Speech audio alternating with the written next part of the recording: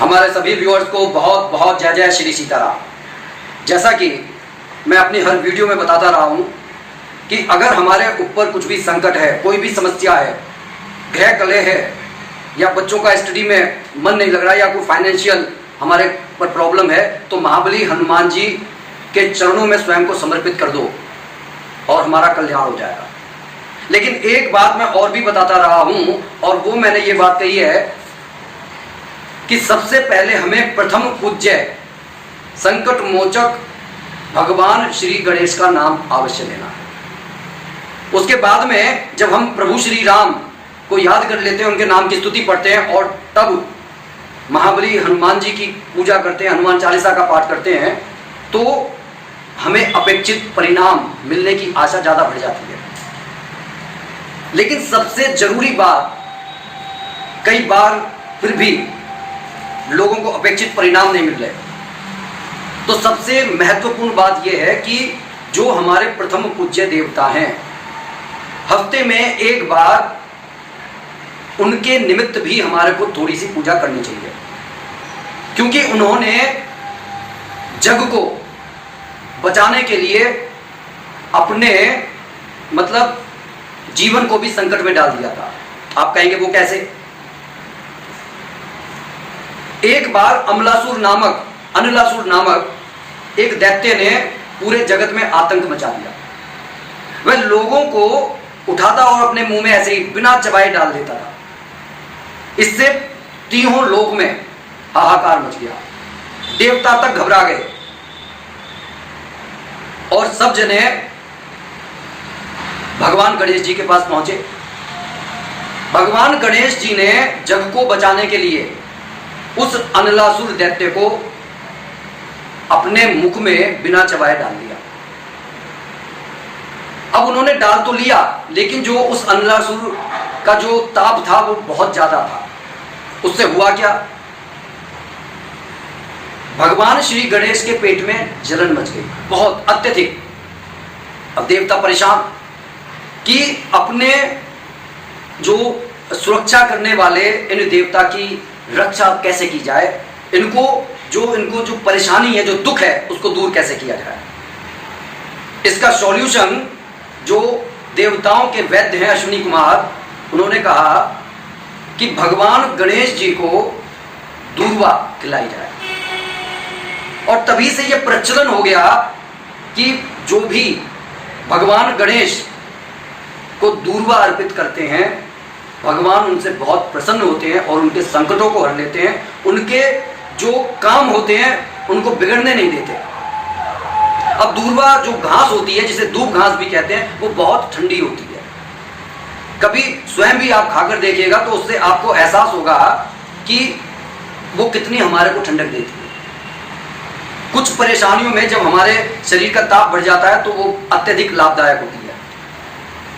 अब ये तो बात हो गई कि भगवान श्री गणेश को दूर्वा अच्छी लगती है, उन्हें पसंद है, और जो उनको अर्पित करता है उस भक्त की भी वो सुनते हैं।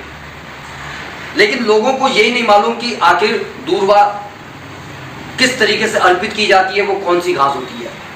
तो इसके लिए हमारे को समझना होगा कि इस तरीके की दूर्वा होती है, और जो आपको 3 के और 5 के, जैसे अब आप ये देख सकते हैं, ये 3 की है।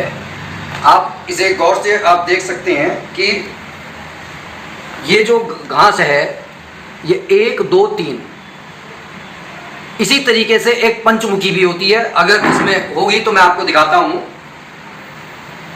जैसे ये है,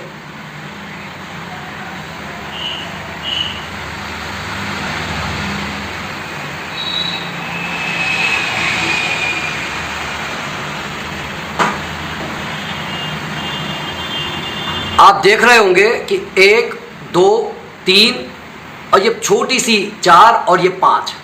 तो इस तरीके से आप दूर्वा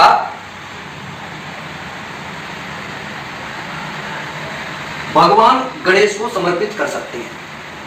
लेकिन ये दूर्वा जब आपको समर्पित करनी है, ये जो दूब घास है, आपको ये ध्यान देना है कि खाली 1 या 2 नहीं, आपको लगभग 11 या 21 के जोड़े में इसको एक धागे से, चाहे हरे धागे से चाहे कलावे से बांधकर भगवान श्री गणेश को समर्पित करना है। इसमें खास देखने वाली बात यह है कि ये जो इसे बोलते हैं पृष्ठभाग, जो नीचे का है, जो जड़ भाग है, और ये जो ऊपर का है, ये मूल भाग है। तो जब आप इसको या तो गट्ठे में बना लेंगे या फिर आप इसकी माला भी बनाकर भगवान गणेश को पहनाई जाती है। आप जब इसे अर्पित करेंगे तो ये जो इसका जो जड़ का भाग है ये भगवान गणेश की तरफ रहेगा, और जो इसका ये ऊपर का भाग है ये साधक करने वाला जो भक्त है उसकी तरफ रहेगा। जैसे कि अगर ये गणेश जी हैं तो आप गणेश जी की तरफ ऐसे लगा देंगे और ये साधक की तरफ रहेगा। इससे भगवान गणेश बहुत प्रसन्न होते हैं। अब अगर आप इनके सर पर लगा देते हैं तो बहुत ही अच्छा, लेकिन कई बार सर पर से गिर जाता है, ढुलक जाता है, तो आप इनके कानों की तरफ लगा सकते हैं। भगवान गणेश को ये बहुत प्रिय होता है। और इसके साथ में अगर आप मोदक भगवान गणेश के निमित्त रख देते हैं, थोड़ा सा जल अर्पित कर देते हैं, तो आप ये समझ लीजिए कि जिसके भी निमित्त आपको कोई परेशानी है या आप अपने किसी पूजा में सफलता चाहते हैं, तो भगवान गणेश आपके उन विघ्नों को दूर कर देते हैं, क्योंकि उन्हें संकट मोचक कहा गया है। अब मैंने इतनी बात क्यों कही? मैंने इतनी बात इसलिए कही कि आप भगवान गणेश का नाम ले रहे हैं, प्रभु श्री राम का नाम ले रहे हैं, हनुमान जी के निमित्त आप पूजा कर रहे हैं, लेकिन जो हमारे विघ्नों को दूर कर रहे हैं, जैसे कि हनुमान जी की पूजा में भी जब हम श्री गणेश जी का नाम ले रहे हैं, सुंदरकांड जब आप पढ़ते हैं या रामायण का कोई भी पाठ पढ़ते हैं, सनातन धर्म में सबसे ऊपर के पृष्ठ पर श्री गणेशाय नमः से हम हर चीज की शुरुआत करते हैं। तो उनके निमित्त जो एक दिन है, कम से कम, जैसे कि हमारे घर में कोई मेहमान आया है, तो आप क्या एक मेहमान को पूछेंगे, दूसरे मेहमान को आप पानी की भी नहीं पूछेंगे? तो उसी तरीके से ऐसा नहीं है कि जब वक्त जरूरत पड़े तो आप अपने पड़ोसी को बुला ले, रिश्तेदार को बुला ले। भगवान गणेश के निमित्त जो बुधवार का दिन है, जिससे आपका बुद्ध भी मजबूत होगा, भगवान गणेश भी प्रसन्न होंगे, आपके विघ्न भी दूर होंगे। और इतना करने से ग्रह बाधा, कलेश, बच्चों का जो कंसंट्रेशन स्टडी में नहीं लग रहा है, फोकस नहीं बन पा रहा है, ये तमाम समस्याएं दूर हो जाएंगी। और उसके बाद में जब आप भगवान हनुमान को प्रसन्न करना चाहते हैं, प्रभु श्री राम को प्रसन्न करना चाहते हैं, उसके बाद में जब आप महाबली हनुमान के निमित्त कोई भी पूजा करते हैं, तो आप ये समझ लीजिए कि सोने पर सुहागा होने वाला है, आपकी चांदी चांदी होने वाली है। बस थोड़ा सा विश्वास आपके जीवन में बहुत बड़ा ट्रांसफॉर्मेशन लेकर आ सकता है, लेकिन प्रयास आपको करना होगा। अगर आप ये प्रयोग 21 बुधवार तक कर लेते हैं तो यकीन मानिए आपको अपने जीवन में अपेक्षित परिणाम देखने को मिलेंगे। लेकिन उन अपेक्षित परिणामों को देखने के लिए स्वयं को कुछ कदम उठाने पड़ेंगे, और वो सबसे बड़ा कदम है, आप देखिए, सबसे दिन की शुरुआत जब होती है तो सबसे पहली लड़ाई हमारी होती है हमारे अपने नींद से। आप जब नींद से उठ जाएं, मैं अपने मेरे जो बाबा जी जो आज इस मृत्यु लोक में नहीं है, उनके दिनचर्या में मैंने ये बहुत बड़ी चीज पाई कि जब एक बार पों फटने के बाद में, सुबेरा होने के बाद में, चिड़ियों के चहचहाने के बाद में, एक बार जब उन्होंने खाट छोड़ दी, उसके बाद में वो सिर्फ प्रभु का भजन सुमिरन करते, लेटते नहीं थे। चाहे वो दोपहरी में खाना खाने के बाद थोड़ी देर लेट जाए, लेकिन सुबेरे के समय वो लेटते नहीं थे। और हमें अपने बुजुर्गों से ये सीखना चाहिए। गांव की साइड में आप चले जाइए, वहां पर सुबेरा होने के बाद में खाट का बिस्तर बांधकर खाट को खड़ा कर दिया जाता है, क्योंकि खाट बिछी रहेगी तो आप अपनी आराम करने के लिए लेटेंगे, लेकिन अगर खाट खड़ी होगी तो वो सीधा रात को ही बिछाई जाएगी। तो कुछ कोशिश कीजिए अपने जीवन में परिवर्तन लाने के लिए स्वयं, और उसके बाद में जब आप पूजा करते हैं तो उसके बेनिफिट आपको बहुत चमत्कारिक रूप से प्रभावित करेंगे।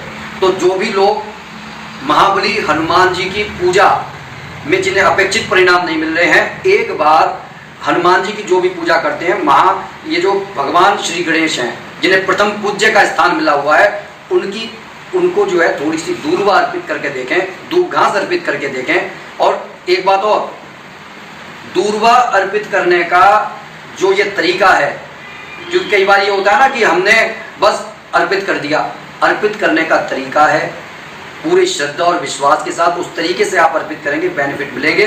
लेकिन अगर आप इस तरीके से अर्पित नहीं करते हैं तो फिर होगा ये कि देखिए, काम जब आप गंगा जी में स्नान करेंगे थोड़ी ठंडक तो मिलेगी, लेकिन वो अपेक्षित परिणाम जो आप चाहते हैं कि जो गणेश भगवान खुश हो जाए, तो वो अपेक्षित परिणाम शायद आपको ना मिले। तो अपने महाबली हनुमान जी की पूजा में भगवान गणेश की पूजा को इस तरीके से शामिल कर लीजिए, क्योंकि 5 बार तो हम ओम गण गणपते नमः का नाम लेते ही है। दूर्वा अर्पित कर दी, उनके निमित्त हमने लड्डू का भोग लगा दिया। भगवान को भी लगेगा कि हाँ, ये बच्चा जो सिर्फ मेरे से यही नहीं मांग रहा है कि मेरे काम सफल हो जाए, वो मेरे को पूज भी रहा है। तो इससे वो भी खुश होंगे, हमारी पूजा भी सफल हो जाएगी।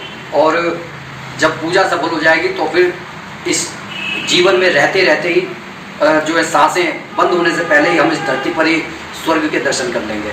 बात अच्छी लगी हो तो कमेंट जरूर कीजिएगा। और सभी अपने साधकों से, भाइयों से, भक्तों से, बहनों से मेरा अनुरोध है कि अगर चैनल पर नए हैं तो इसे सब्सक्राइब जरूर कर लें। हम ऐसी छोटी छोटी खबरें जो हमारे जीवन में ट्रांसफॉर्मेशन लेकर आ सकती हैं, आपके साथ शेयर करते रहते हैं। बोलिए जय जय श्री सीताराम।